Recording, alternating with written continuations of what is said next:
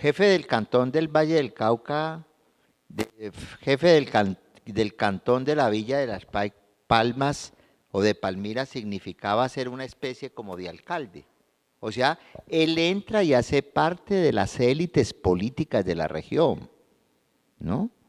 La familia del escritor Jorge Isaac era una familia poderosa, era una familia con recursos de tipo económico. Lo que pasa es que al final de su vida, por una serie de circunstancias históricas, quedan prácticamente en la ruina. Y Jorge Isaac, como ustedes saben, va a morir a la ciudad de Ibagué pobre y enfermo, ¿no? A pesar de que sea, a pesar de que fue la gran gloria literaria del país, con reconocimiento desde España hasta Argentina, a pesar de que fue un hombre muy importante, porque no solamente fue escritor, sino que fue político, fue miembro de la Cámara de Representantes, fue educador, fue explorador, ¿no? Los hombres del siglo XIX eran hombres de acción. La gente del siglo XIX era gente de acción que luchaba por la construcción de una joven nación que como era Colombia en ese sentido. Entonces Manuelita Ferrer lo trae a George Henry Isaac y lo instala en Cali, en el barrio El Peñón, en Palmira, y compran estas tierras que están muy cerca. Aquí está muy cerca el ingenio Manuelita y aquí está muy cerca la antigua hacienda de La Rita y tenemos muy cerca pues la hacienda del Paraíso. Y entonces pues se mezcla y se introduce en las élites políticas y económicas de la región, ¿cierto? Y se vuelve un hombre, digámoslo así, poderoso. El destino que le tenía el padre a su hijo Jorge Isaac era mandarlo a estudiar medicina a Londres. Pero ¿qué pasa? Aquí hay digámoslo así, un dato histórico muy importante que ustedes tienen que saber, como cerriteños y como colombianos y como vallecaucanos. En el año de 1851, bajo el gobierno de José Hilario López, se declara la liberación de los esclavos. El origen de nosotros hemos venido de una sociedad esclavista, ¿ya? Los esclavos que venían los traían a la fuerza, ¿no? En las sentinas de los barcos negreros desde África y los traían hasta acá, que eso fue una situación, pues, eso hace parte de la historia negra de la humanidad, de la historia terrible de la humanidad. Cómo ir a cazar a una parte, gente de población, que pertenecían a culturas, porque es que en África está dividido también. Uno piensa que en África solamente es tierra de selva y tierra de leones. No, no, no. ¿Ya? Ahí hay culturas y entonces todos esos afros hacían parte de una familia, hacían parte de una cultura, tenían sus jerarquías, habían reyes, habían princesas, etcétera, etcétera. Tenían una cosmovisión religiosa, ¿no? Tenían un paisaje y fueron arrancados a la fuerza, ¿no? En el año de 1500. Ustedes saben que eso se produce justamente por una razón fundamental, porque cuando llegan los españoles a América, ¿cierto? La población indígena que era fundamentalmente, digámoslo así, y que de allí venimos, porque esos son nuestros orígenes, ¿cierto? Eran fuertes y aquí habían culturas indígenas muy importantes y muy fuertes, ¿no? Métanse en ustedes en Google y pongan, por ejemplo, pirámides de la luna y el sol, Teotihuacán en México, y se dan cuenta cuando uno ve eso, y si lo ve de una manera real se va a sorprender. Eso era una cultura poderosa, la cultura inca, la cultura maya en Centroamérica, la cultura chibcha en Colombia y la cultura inca en el Perú eran culturas muy fuertes. Pues ustedes miran imágenes sobre Machu Picchu y se dan cuenta que eran unas culturas poderosas. Esas culturas de todas maneras fueron sometidas y aplastadas pues por el conquistador, ¿cierto? Por el conquistador en ese sentido. Y a partir de allí, o sea, del año 1500, se empieza a diezmar la población indígena en el país y en el continente. La población indígena por ejemplo, para darles un dato, aquí en Colombia había 700 lenguas indígenas diferentes. Hoy en día todo eso ya prácticamente no existe y quedan algunos reductos en la Sierra Nevada de Santa Marta, en el Cauca, etcétera. Entonces, digámoslo así, el aplastamiento de los indios se produce fundamentalmente por dos razones fundamentales. Por el enfrentamiento a sangre y fuego con los conquistadores españoles, ¿no? Porque ellos traían la cruz, pero también traían la espada. Y recuerden que la espada es como una cruz al revés, ¿cierto? Entonces se produce por eso. Habían culturas y habían tribus indígenas que eran resistentes, que hacían resistencia porque se querían tomar el territorio. Un conquistador lo que quiere hacer es invadir, ¿ya? ¿Y por qué se producen las guerras, e incluso las guerras contemporáneas? Por la tierra. Es un problema de territorios. Por esa razón los guerreros hablan de territorios. Dicen, usted no puede entrar a este territorio, ¿sí o no? Y las bandas y las pandillas en los barrios también, digámoslo así, populares de las ciudades, hablan también de territorios y de fronteras invisibles. Y cuando un muchacho se pasa una frontera invisible, pues se la pasó porque si es invisible uno no sabe dónde está, ¿cierto? Entonces le hacen la vuelta, como dicen ustedes en el argot popular, a ese muchacho. O sea, el problema de las guerras es un problema de territorios, de quién controla el territorio. Por eso es que en el país siempre queremos es la paz, porque como ya estamos fatigados de tanta guerra, llevamos más de 60 años fatigados de guerra. Pues bien, entonces muchas tribus indígenas, sobre todo las del Caribe, no es que fueran antropófagas y violentas, eso hace parte de la mitología, digámoslo así, de la historia blanca americana, sino que defendían su territorio, defendían sus mujeres, defendían, sí o no, su espacio. Pero había una desventaja en la guerra, ¿no? Los conquistadores españoles traían flechas, ¿no? Traían, perdón, espadas. Pues los conquistadores eran como los últimos caballeros de la Edad Media y traían sus espadas que eran hechas con el hierro de Toledo, ¿sí o no? En cambio los indígenas tenían flechas, pero eran flechas envenenadas, ¿no? En la punta les ponían veneno que lo sacaban pues de las plantas, ¿ya? De las plantas se saca todo, ¿no?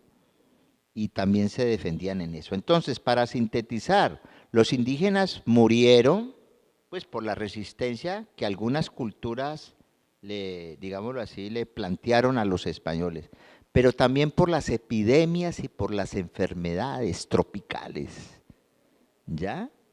O sea, en esa época todavía no se había inventado la penicilina ni los antibióticos. Y esto era selva. ¿Qué era esto? Esto eran selvas y ríos prodigiosos. Por eso le llamaban el paraíso, ¿no? Por eso Cristóbal Colón habló por primera vez de que esto era un paraíso terrestre, decía Cristóbal Colón, ¿cierto? Entonces morían también por las enfermedades y el promedio de edad pues no pasaba como de 40 años de edad, en ese sentido. Bolívar murió a los 48 años de edad, ¿sí o no? Hoy en día dicen pues que la edad se está prolongando y ahí dicen que se prolongó a los 70, hasta los 80, los 90. Claro que eso es un invento pues de las empresas farmacéuticas. A uno le prolongan la vida pues para vender más productos y más medicamentos en ese sentido. Entonces esa fue la razón para que vinieran los esclavos o para que trajeran los esclavos y los traían era la fuerza, los arrancaban de su familia, de su cultura, de su paisaje y los traían a un mundo completamente desconocido. Venían en los famosos barcos negreros que atracaban en Cuba, en Santo Domingo y también en Cartagena de Indias. Cartagena fue un pueblo negrero, un puerto negrero por excelencia. Y los hacendados del sur de Colombia y del Valle del Cauca subían en champanes, ¿no? En embarcaciones por el río Magdalena, que lo tomaban en onda, ¿no? Y los viernes se presentaban allí en el mercado de los viernes, en el corralito de piedra, allí donde cuando ustedes van a Cartagena de Indias hay un sitio muy turístico que es el corralito de piedra en la ciudad antigua, ¿cierto? Y ahí era el día de mercado, pero en el día de mercado no solamente se vendían carnes de res y víveres, sino que también se vendían seres humanos, ¿no? Y tenían sus precios, tenían sus valores en ese sentido. Un hombre, por ejemplo, de 1,80 de estatura, musculoso, con todas las piezas dentales, pues valía una suma considerable. Pero sin embargo, si de pronto un hombre o una mujer le faltaba una pieza dental o le faltaba un dedo porque había tenido un accidente, etcétera, costaba menos. Fue un régimen económico en la época pues un poco terrible, ¿no? Porque la esclavitud no es sana en ninguna época de la historia. Entonces es en el 1851 bajo el gobierno de José Hilario López que se declara la libertad de los esclavos. ¿Cómo mantenían a los esclavos en las haciendas? Pues los hacían trabajar, ¿no? En los cultivos, en el cultivo de la caña de azúcar o en la extracción de minas, ¿cierto? Y no había salario, sino que al final de la semana, pues les ponían una serie de víveres, etcétera, etcétera, ¿cierto? ¿Qué fue lo que pasa? ¿Cuáles fueron las consecuencias económicas de esa liberación que se produce pues a nivel nacional? Es que con la liberación de los esclavos se produce la crisis de la hacienda vallecaucana y la hacienda del país. Claro, porque ¿quiénes eran los que sostenían, digámoslo así? ¿Quiénes son los que sostienen los trabajos en una hacienda? ¿Ah? A ver, que usted me diga ese. ¿Ah?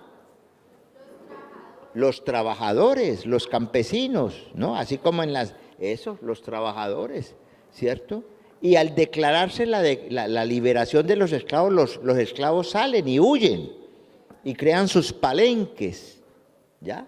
Crean sus palenques. Entonces eso produce una crisis económica en la hacienda y quiebra el padre de Jorge Isaac. Entonces al quebrar económicamente va a haber un cambio de régimen, ¿ya? Pasamos como de un régimen esclavista ya a un régimen salarial, porque ya si usted va a contratar, si una hacienda va a contratar a un cortero de caña, pues tiene que pagarle un salario, ¿ya? En ese sentido.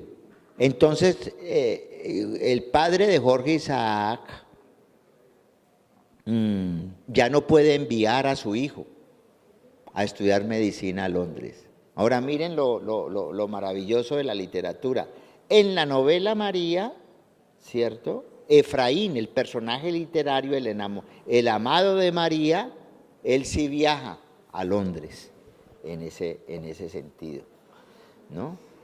Entonces, la hacienda económica, y entonces, ¿qué pasa? Con el padre de Jorge Isaac se dedica al alcohol y al juego del tresillo, ¿ya?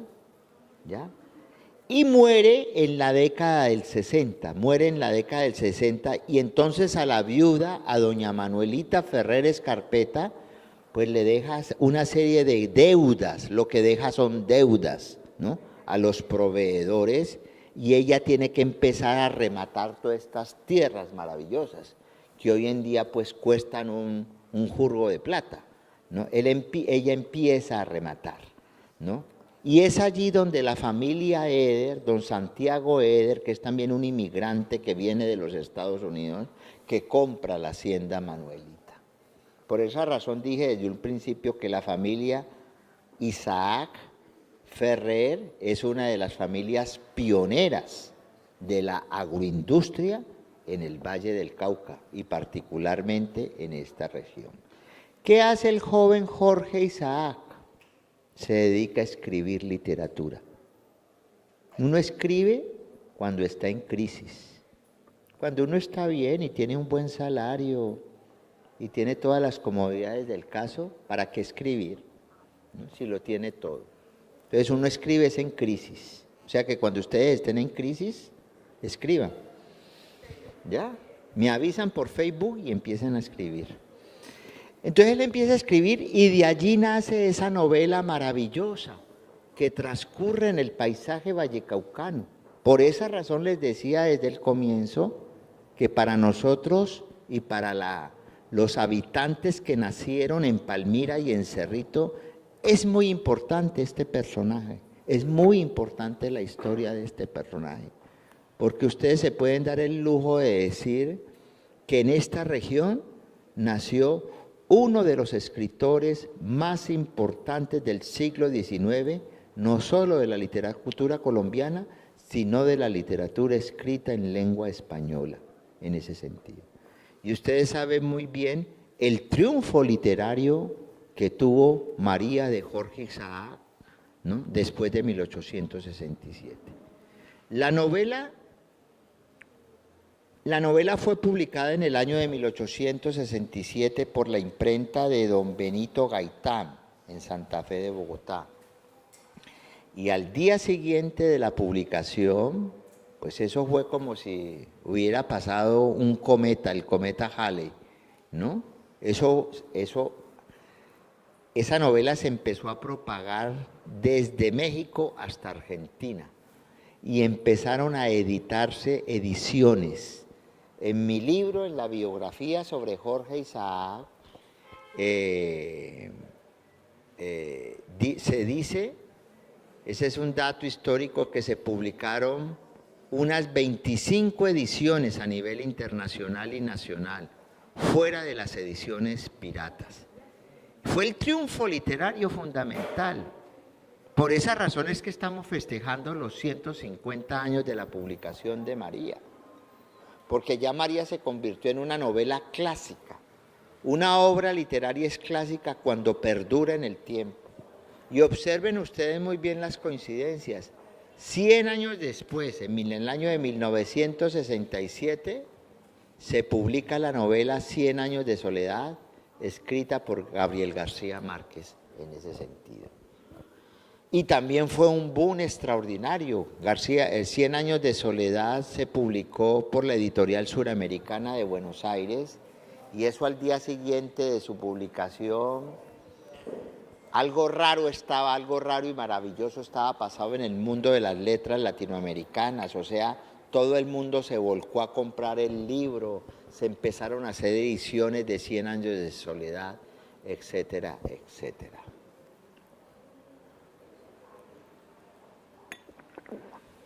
Bueno, entonces Isaac tiene ese gran mérito, ¿no?, de ser el pionero de la literatura colombiana, ¿no?, el fundador de la literatura colombiana, y también hay que decirlo, de la literatura del continente. Pero también fue un hombre de acción. Ustedes saben que ese era un periodo de las guerras civiles, ¿no? Y Jorge Isaac fue un político, ¿no?, un político que fue representante a la Cámara, fue también secretario de Instrucción Pública. En esa época el país no estaba dividido en departamentos, sino que estaba dividido por regiones geoculturales. O sea, la división administrativa de esa época era más importante que la que tenemos nosotros. Nosotros nos llegamos a llamar Valle del Cauca a partir de 1910. ¿Ya? Pero en esa época nos llamamos Estado Soberano del Cauca y abarcaba Chocó, Valle, Cauca y Nariño. O sea, era una región mucho más poderosa. Eso explica esa organización, digámoslo así, política del país, explica por qué razón en el siglo XIX las relaciones entre los vallecaucanos y los chocuanos era más importante que lo es ahora. Ahora prácticamente no tenemos relaciones, ¿ya?, en ese sentido. Bueno, mencionemos los méritos de Jorge Isaac.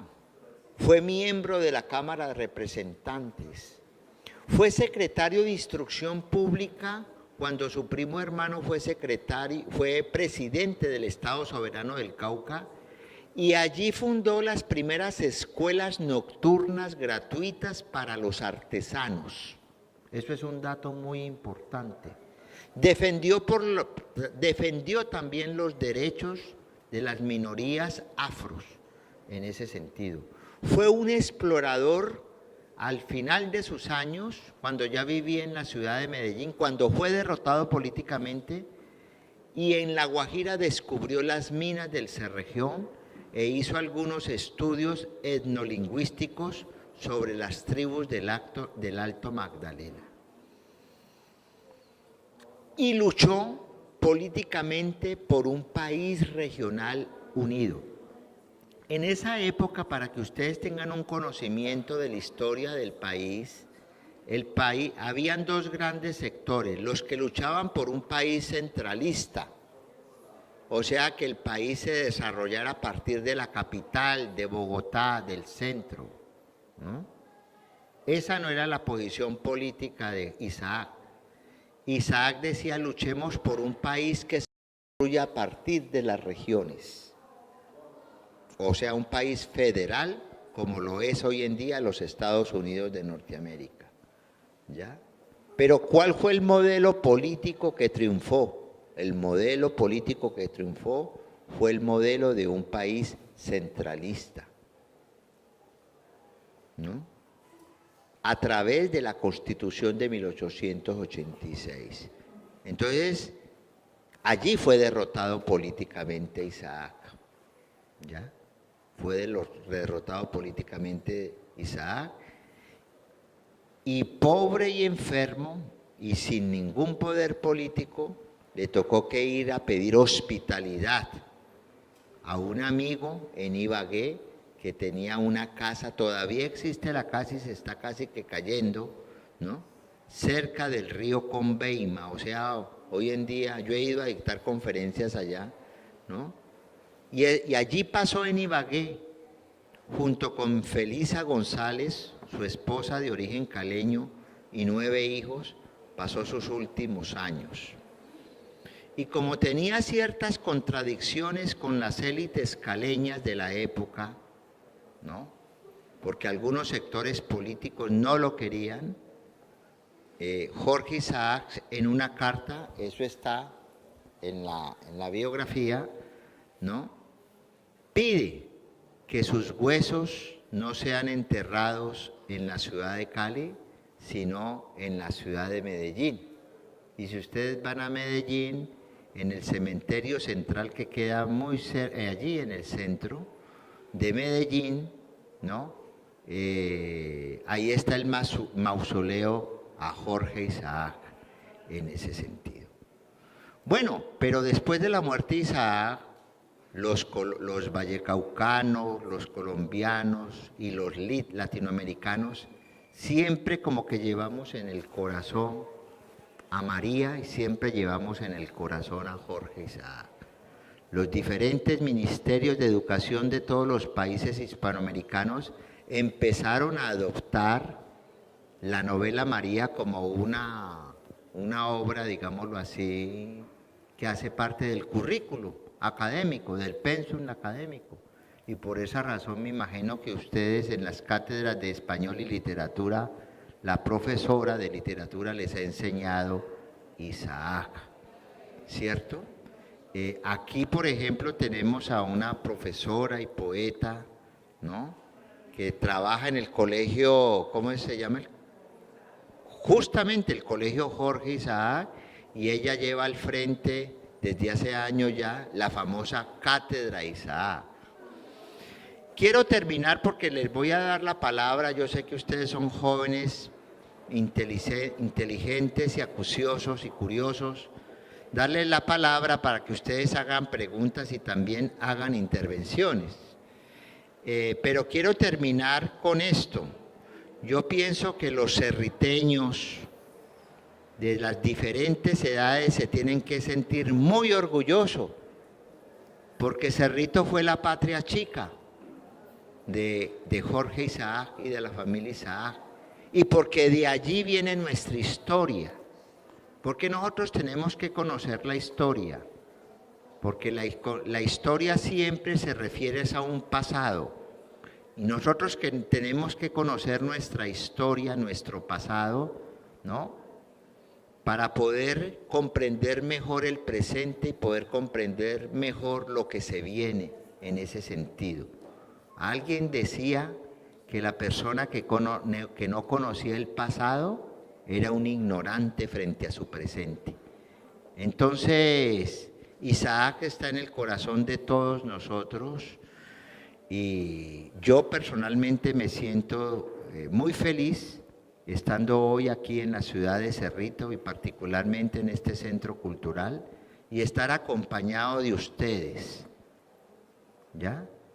Yo sufro de soledad, entonces qué bueno estar como con 70 estudiantes aquí acompañándome en este sentido y hablando de una figura maravillosa. María de Jorge Isaac ya es considerada una novela clásica. Yo lo decía al comienzo, ¿qué es una obra clásica? Es aquella que perdura en el tiempo, ¿sí o no? Hoy en día hay muchos libros y muchos escritores, pero esos libros, muchos de ellos, digámoslo así, no pasan la historia, ¿no? Sucumben, mueren, son flor de un día. Nadie vuelve a hablar de ellos. En cambio, hoy en día seguimos hablando de María, así como seguimos hablando del Quijote, así como seguimos hablando de la vorágine, así como seguimos hablando de la poesía de León de Greiff, ¿ya? Así como seguimos hablando de 100 años de soledad. Cuando esas obras pasan de generación en generación, allí nos estamos refiriendo y nos estamos enfrentando es a un autor clásico, ¿no? Y ustedes en esta región tienen a un autor clásico que se llama Jorge Isaac. Bueno, les agradezco mucho.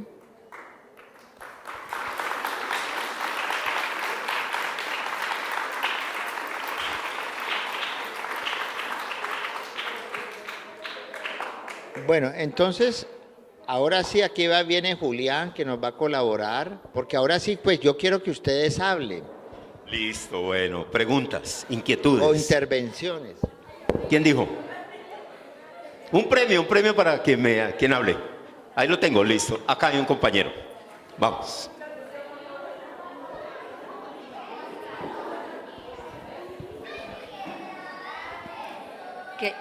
¿Qué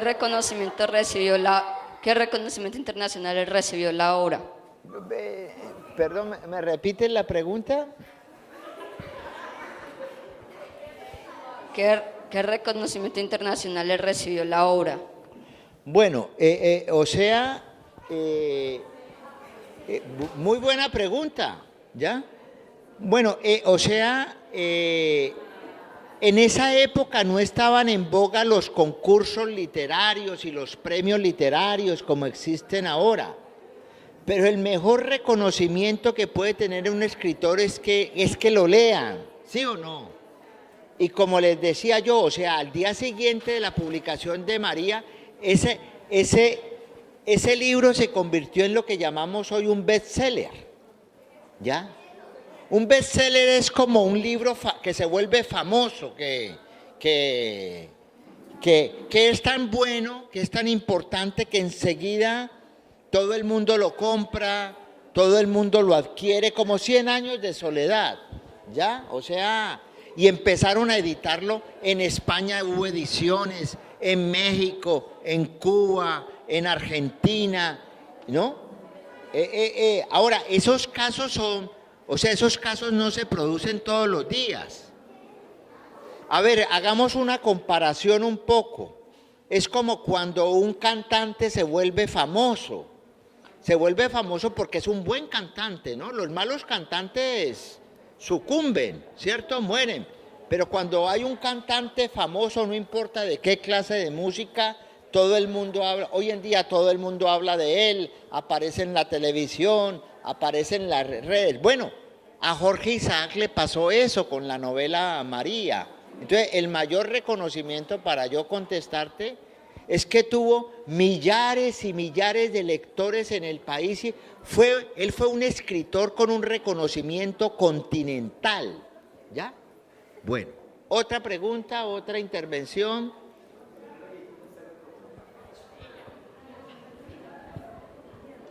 Buenos días. Yo quiero preguntar de dónde sale la inspiración de Jorge Isaacs para crear la obra de Efraín y María. Bueno, muy interesante. Bueno, ese hace una pregunta que me remite al romanticismo. Jorge Isaacs se inspira es en el paisaje vallecaucano, en la naturaleza, ¿ya? Se inspira en estas tierras, en este valle, en estas montañas que circundan, en este verde esmeralda del Valle del Cauca. Esa es su mayor fuente de inspiración. Y es muy importante, o sea, Isaac de una u otra manera maneja un principio ecológico desde esa época, ¿no? Y hoy en día cuando uno recorre el Valle del Cauca, uno siente que ese paisaje le palpita a uno en el corazón. O sea, y los románticos, porque Isaac fue un romántico, los románticos siempre tuvieron una relación estrecha con el paisaje y una relación directa con la naturaleza. Isaac no era un escritor inculto, que los hay, ¿no? Era un escritor formado culturalmente, porque como venía de una familia pudiente, las familias no solamente importaban de Europa pianos, vajillas, vinos, sino que también importaban libros. Entonces, Isaac conoció a Byron, al poeta romántico Byron, conoció a Chateaubriand, conoció a Víctor Hugo, ¿comprenden? Por esa razón es muy importante que en cada casa tengamos una pequeña biblioteca. No importa que sea pequeña, yo puedo tener 5 libros en mi casa, pero si yo leo esos 5 libros, ya estoy salvado en ese sentido.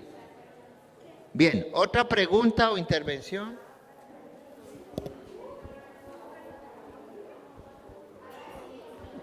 Buenos días.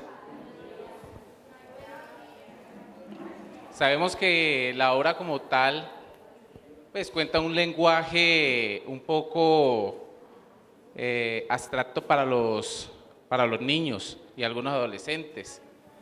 Y hoy en día con las nuevas tecnologías pues se han hecho de pronto unas adaptaciones, no solamente literarias, sino también audiovisuales. La pregunta es, ¿usted está de acuerdo con esas adaptaciones, donde de pronto puede cambiar un poquito el lenguaje? El lenguaje, sí, mira, yo pienso una cosa, que para los niños y los jóvenes puede haber una adaptación de María. Pero yo diría que sobre todo para los niños, por ejemplo, puede haber una edición ilustrada con imágenes, como se han hecho ediciones ilustradas del Quijote y como se han hecho ediciones ilustradas de la literatura clásica. Pero yo considero que para los jóvenes, los preadolescentes a partir de los 12 años, eso no es necesario, porque eso que es lo que, si vamos a, digámoslo así, a mutilar María de Jorge Isaac, ¿qué vamos a hacer con eso? Le vamos a quitar la poesía que tiene María de Jorge Isaac. Entonces eso es muy delicado. Y estamos diciéndole también al joven que el joven es un ignorante, o sea, le estamos dando, nosotros no podemos hacer una María para dummies, ¿no? O sea, para gente torpe, inteligente. Yo considero que todos los jóvenes, desde los niños, ¿no? Hoy en día con toda la información que tiene, son cultos. Y si tú lees un pasaje de María, es muy bello. ¿Cuál es el peligro de mutilar María? Que le quiten el lenguaje poético. Y entonces lo convierten en una novela llana, pues casi que en una telenovela, ¿entiendes?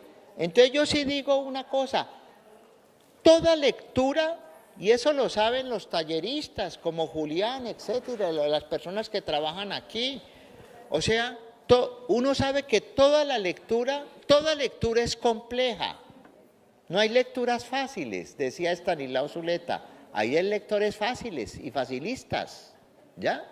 Entonces, una lectura implica un esfuerzo intelectual, y por esa razón los talleristas, en eso sí estoy de acuerdo, en vez de mutilar la novela, hagamos estrategias lúdicas, hagamos talleres de lectura lúdicos y recreativos para que abordemos la novela. Lo que pasa es que, mira, ¿qué es lo que sucede con la enseñanza de la literatura en general? Que nuestros profesores de antes, lo digo con mucho respeto, obligaban a leer María, obligaban a leer el Quijote y lo ponían a uno como en una tortura, ¿no? Al viernes a las 5 de la tarde le decían a uno, hágame el favor y se lee María. Y el lunes a primera hora, examen final sobre María. Pues ahí primero había una estrategia completamente antipedagógica, porque tú no puedes abordar la novela de una en ese sentido. Y en segundo lugar, pues poner por obligación un texto de 200 páginas para que lo lean de viernes a lunes. ¿Cuál es el primer afectado? Pues la recreación y el ocio. No hay que leer por obligación, no hay que amar por obligación. Las cosas nacen del corazón, hay que leer con el corazón, ¿ya? En ese sentido. Entonces yo sí diría que el papel que los talleristas, los bibliotecarios, los que trabajan en el área de la literatura, y eso ha avanzado mucho, ¿no? Hacen una serie de talleres lúdicos, etcétera, sobre María, ¿no? Que incluso al joven estudiante que está un poco reacio, ¿no? Lo enganchan, como se dice. Entonces no podemos sacrificar, pues, ¿qué tal, por ejemplo, qué tal mutilar para hacer más fácil la poesía de Borges? Pobre Borges, si llegaba a resucitar, pues mataría a esos mutiladores. No, el arte y la literatura dejémosla como está, porque eso es una memoria, ¿no? De pronto sí podemos hacer un libro ilustrado bien bonito, ¿no? Y podemos hacer un video, ¿no? Un video un poco contando el argumento de María a nivel audiovisual, como para pedagogizar en ese sentido. Está muy interesante su intervención, pero preferiblemente pues un muchacho de 12 años de edad, que ya tiene uso de razón, que tiene mucha información, porque hoy en día los muchachos tienen mucha información, ¿no? Entonces, que haga el esfuerzo intelectual, que haga el trabajo intelectual y se lea las obras completas, tal como la escribieron los autores. Otra pregunta, otra intervención. Yo, amigo. A ver.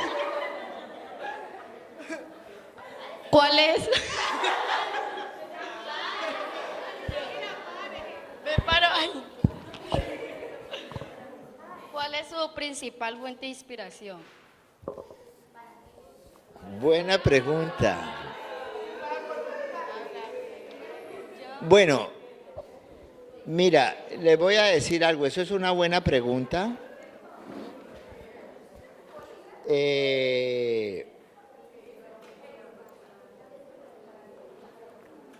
Uno, generalmente a un escritor no busca un tema. Los temas son los que lo buscan a uno. ¿Ya? Eso hay que decir. Si tú te pones a buscar un tema, eso va a salir forzado. Los temas lo buscan y lo habitan a uno. Entonces, yo he tenido la fortuna de que me han habitado varios temas, por lo menos unos 10 o 12 temas. Este tema de Isaac me habitó. Yo nunca me propuse, ahora voy a hacer como en el colegio, ¿no? Voy a hacer la biografía de Jorge Isaac. No. Les voy a contar esa experiencia de cómo surge ese libro. Yo viví en Montreal, Canadá, ya hacen unos fríos terribles, de menos 20 grados. Entonces yo, para no suicidarme, me encerraba en las bibliotecas, ¿sí? Porque son ciudades ideales para el suicidio. Porque no hay sol. Los índices de suicidio en el Quebec, en Canadá, son altísimos, porque no hay sol como desde noviembre hasta abril. Y cuando sale el sol es un sol tonto, bobo, que no calienta, como ciertos novios. ¿Ya? Entonces, bueno, es una metáfora que estoy planteando. ¿Ya? Entonces yo me encerraba en la biblioteca, maravilloso. Yo me encerraba en la biblioteca. Y una vez, mire que el tema me escogió, una vez, y eran unas bibliotecas maravillosas, pues, ¿no? Una vez, abrí un libro sobre Isaac en inglés, ¿ya? De un señor que se llama Donald McGrady, era un crítico literario estadounidense, y decía Jorge Isaacs. Dije, ve, un gringo hablando de Isaacs, vamos a ver qué dice. Y empecé a leer. O sea, ese tema me escogió a mí. Claro, ¿por qué me interesaba Isaac? Porque yo soy vallecaucano. Y Jorge Isaac también es vallecaucano. Entonces, ¿no? Y entonces dije, a ver qué dice Isaac. ¿Qué dice sobre mí? Sobre Isaac, sobre nuestro escritor. ¿Ya? Y empiezo a leer a Donald McGrady, yo lo digo allí en la nota del autor, y descubro que Donald McGrady nos pinta un Isaac humano, laico, ¿ya? Otro Isaac que yo había estudiado en el colegio. Y digo, uff, qué maravilla. Y digo, uy, este personaje hizo todas estas cosas. ¿Cómo así? Claro, o sea, el tema me llegó, yo no lo descubrí, el tema me llegó. Entonces ahí me dije, aparte de la tesis pues que estaba escribiendo, y necesitaba hacerla para poderme graduar, si no, no me recibían en la Universidad del Valle, ¿cierto? Dije, voy a escribirme una biografía sobre Jorge Isaac. O sea, el tema me llegó. Y por eso estoy sentado aquí con ustedes. Entonces, ¿qué empecé a hacer? A investigar. Porque si uno quiere escribir un libro, tiene que investigar. Entonces, yo dije, este personaje del siglo XIX. Entonces, empecé a estudiar historia del siglo XIX. Además, tenía una cantidad de lagunas sobre el siglo XIX. Entonces, ahí las fui llenando. Entonces, cuando hice un viaje de Montreal a Bogotá, me encerré en la Biblioteca Nacional de Bogotá, y ahí encontré el archivo Isaac. Hay un archivo con toda su correspondencia, sus artículos, y me apasioné por ese tema. Eso fue como en el año de 1998. Y solamente terminé el libro en el año 2003. Me demoré 5 años para hacer la biografía sobre. Entonces, los temas que llegan, ¿comprenden? Faulkner, William Faulkner, un escritor norteamericano, decía frente a la inspiración, cuando le preguntaban, que él tenía un 99.9% de trabajo y un 0.1% de inspiración. O sea, para poder escribir hay que trabajar intelectualmente. Ayer un joven también en Palmira, en el Teatro Materón, nos preguntó, ¿no? ¿Qué se necesita escribir? Y nosotros le dijimos, leer. El que no lee no escribe. Y el que lee, así no se proponga escribir, termina escribiendo. Bien, ¿otra pregunta? O no sé si... a ver, allá.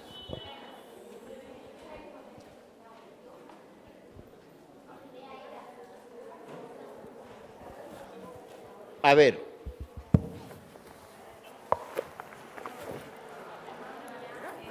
Buenos días.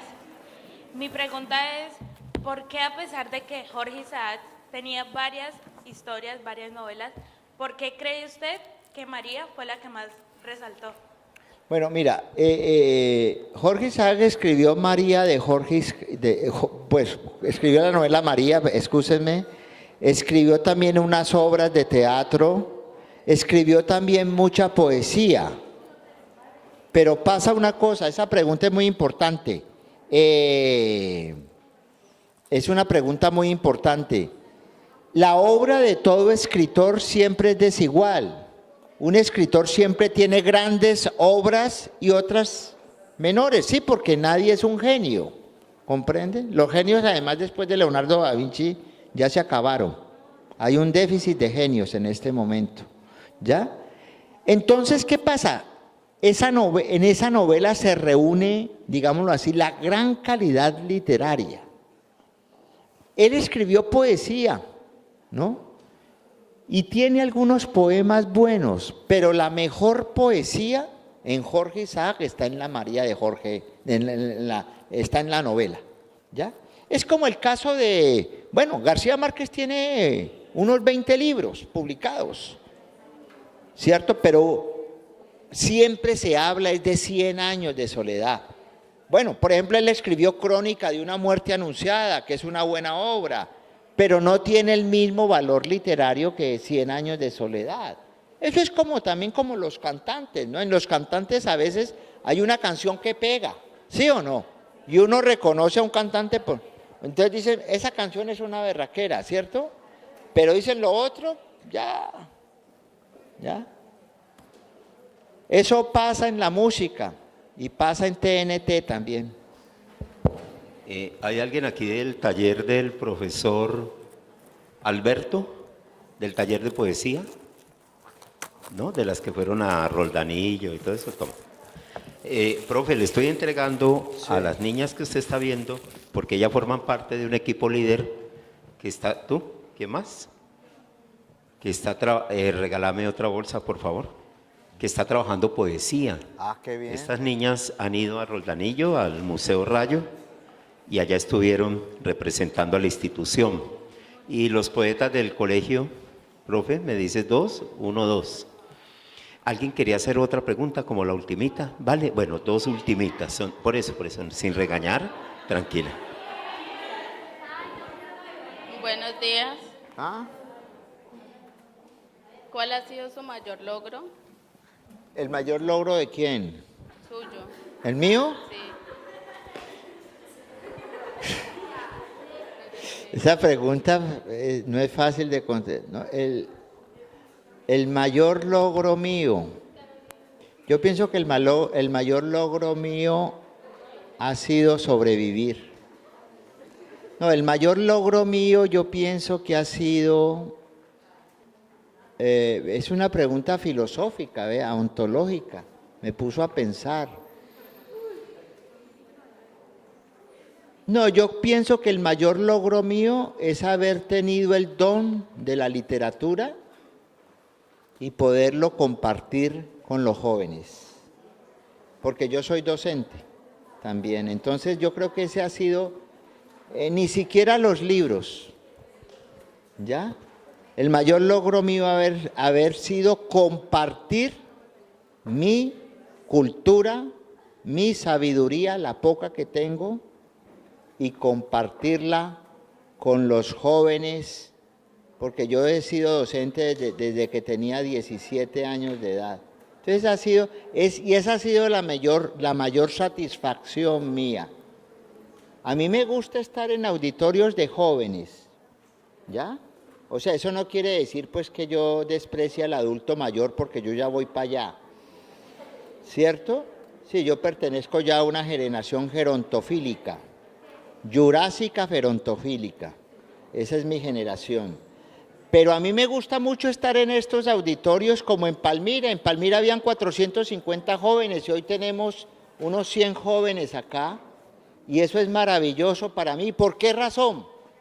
Porque los jóvenes son el presente y el futuro de esta nación, ¿ya? Porque en ustedes está en que construyamos un país moderno, en un país tolerante, un país incluyente y un país donde se respeten las ideas, ¿no?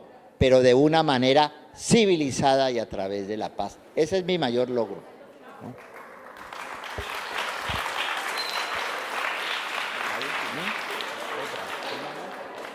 Otra. Buenos días. Como dijo mi compañera, y lo reitero, la obra de la María ha sido una obra muy destacada. A lo largo de los años han nacido muchas obras de romanticismo y tal vez, solo tal vez, han perdido su esencia. ¿Usted cree que es mejor el romanticismo antiguo o el romanticismo moderno? ¿Y por qué?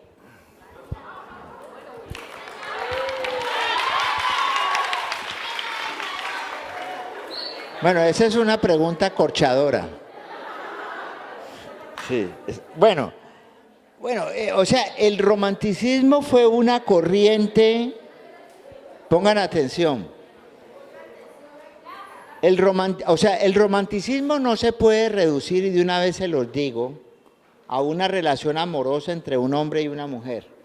No, porque eso sería una versión, digamos así, demasiado elemental del romanticismo, ¿no? El romanticismo fue una corriente estética, ¿no?, que se desarrolló mucho en Francia, Inglaterra y Alemania viene desde el siglo XVII y atraviesa el siglo XVIII y llega hasta el siglo XIX. Llega tardíamente al siglo XIX con Jorge Isaac en ese sentido. El romanticismo tiene tres características fundamentales o tres temáticas. Un escritor o un artista romántico, ¿no?, domina y maneja fundamentalmente el concepto del amor, ¿ya? Pero el amor desde una perspectiva profunda, o sea, lo que llaman hoy en día el discurso amoroso, ¿ya?, del cual ha hablado Michel Foucault, etcétera, etcétera. El escritor Stendhal, por ejemplo, tiene un ensayo maravilloso sobre el amor que se llama Del amor.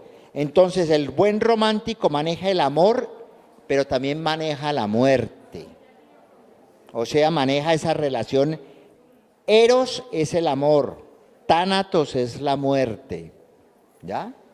Entonces, el buen romántico se mueve en esa cuerda floja entre el amor y la muerte. Pero también tiene una tercera arista, una tercera temática que es el paisaje y la naturaleza en ese sentido.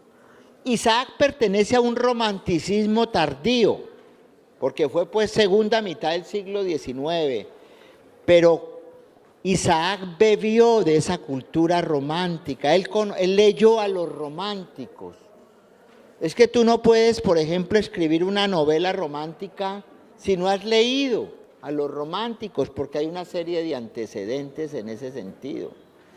Y él fue un romántico en su vida, porque los románticos no solamente, digámoslo así, se destacan en su vida artística o literaria, sino en su vida.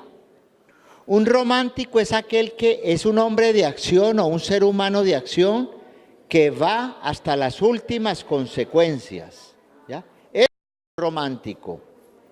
Isaac fue un romántico que fue hasta las últimas consecuencias y que luchó y puso la piel por la región y puso la piel por el país. Lo que pasa fue que lo derrotaron. Bueno, te agradezco mucho la pregunta, pero pues esa pregunta da como para una cátedra. Entonces, más bien, yo pienso que la desarrolles en tu salón de clases con tu profesor, porque es una pregunta profunda, ¿no? Ahora, es una pregunta que no la puede resolver, no se puede resolver ni en las redes sociales. ¿Bien?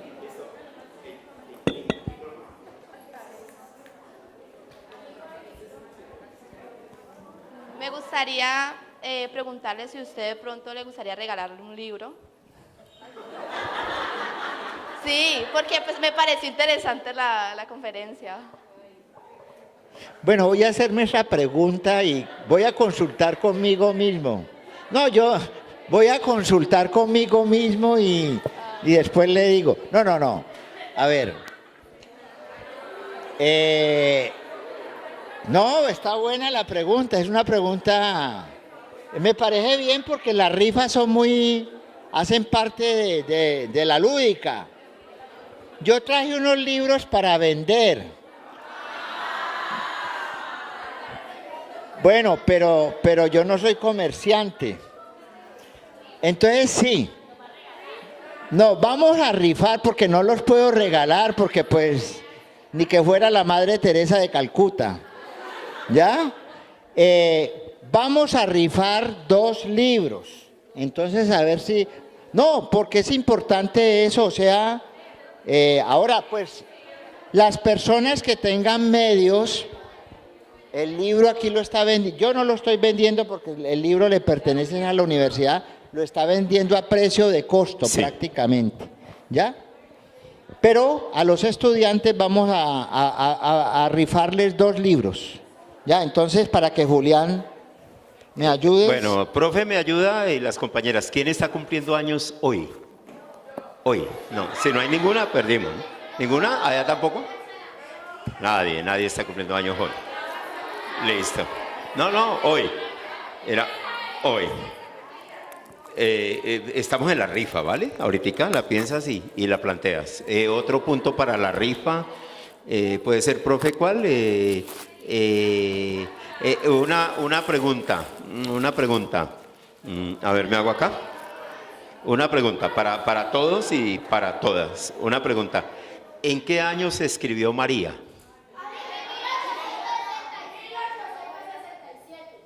Eso. Ella lo dijo primero. Por acá lo dijeron, pero muy bajito. El libro. Ya, profe, ya se ganó un libro. Ven.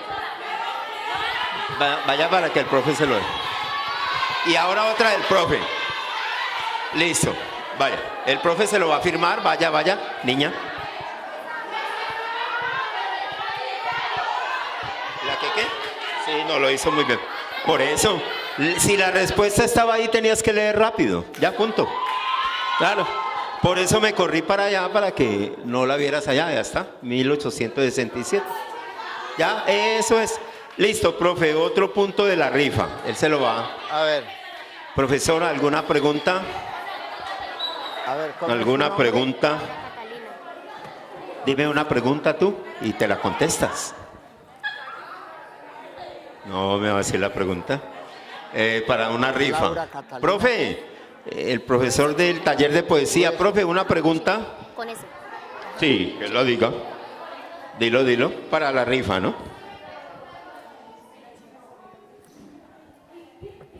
Bueno, pero lo leo yo. Sí, señor. Bueno, la pregunta, la pregunta es muy sencilla. Bueno, para que estén pendientes, ¿ok? Bueno, una pregunta. Por favor, ¿cuál era el nombre completo de la madre de Jorge Isaac?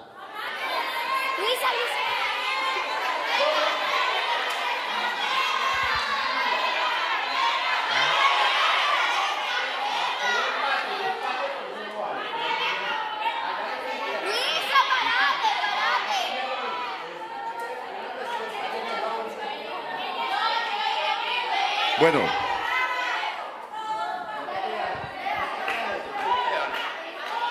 No te creas eso, es puro pedal que están dando. Es. El detalle de levantar la mano es que si la otra lo dice rápido, gana la otra. Entonces ahí es como de apam. Bueno, compañero, felicitación.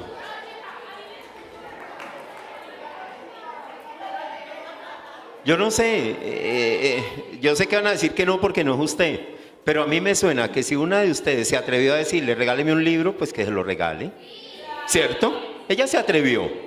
Todas querían el libro, pero ella fue la que se atrevió. Yo pienso que lo ganó, ¿cierto? Sí, hagamos eso. Ven. Sí, de verdad que quien se atreve a pedirlo, gana. Vaya por su libro.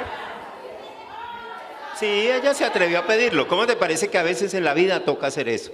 Decidido y preguntar y plantear. Toma, te regalo para que no digas, es. ¿Quién más dijo? No, ahora ya estoy dándole a esa la de